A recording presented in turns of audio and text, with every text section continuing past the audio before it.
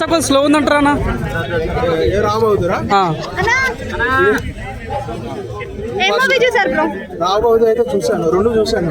రాబోదురు అయితే నాకు బాగా నచ్చింది మూవీ. అయితే ఇది అందరికీ అర్థమయ్యే మూవీ కాన్సెప్ట్ అయితే కాదు. ఇది ఒకటి ఎప్పుడు వచ్చే routine commercial elevations fights movie అయితే కాదు.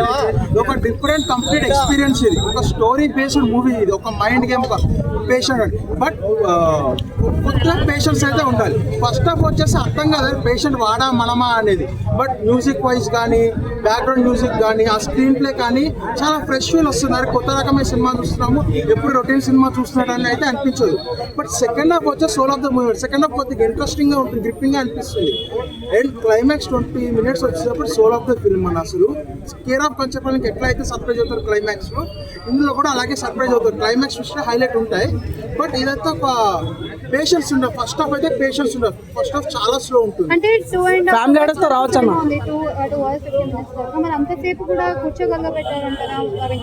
సెకండ్ హాఫ్ కొద్దిగా చేంజ్ చేయడం వల్ల కూర్చోబెట్టారనిపించింది. అంటే సెకండ్ హాఫ్ కొద్దిగా గ్రిప్పింగ్ రావడం వల్ల కూర్చొని, ఫస్ట్ హాఫ్ అయితే మాత్రం అర్థం కాదు పేషెంట్ వాడా సైకిల్స్ కూడా లేదు మనమా అనిపిస్తుంది.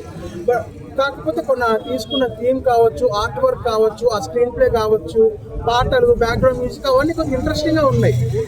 సినిమా కంటే ఎక్కువ మాట్లాడుకునేది ఏదైనా ఉంటే సత్యదేవ్ యాక్టింగ్.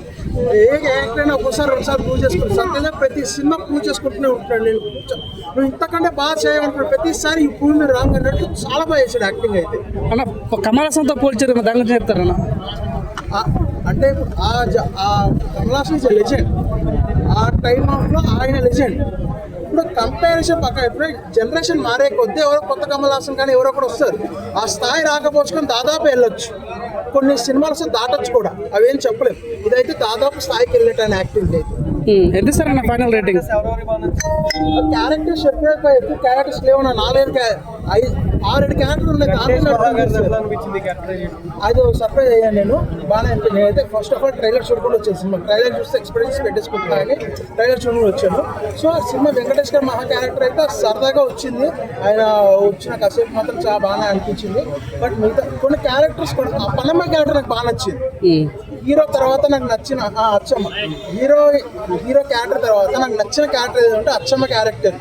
తన నడిచే విధానం కానీ, ఆ స్క్రీన్ ప్లే తగ్గట్టు కంగారు పడే ఎక్స్ప్రెషన్స్ కానీ, అంటే ప్రతి ఒక్కరు కూడా చాలా బాగా చేశారు ఇందులో. స్క్రీన్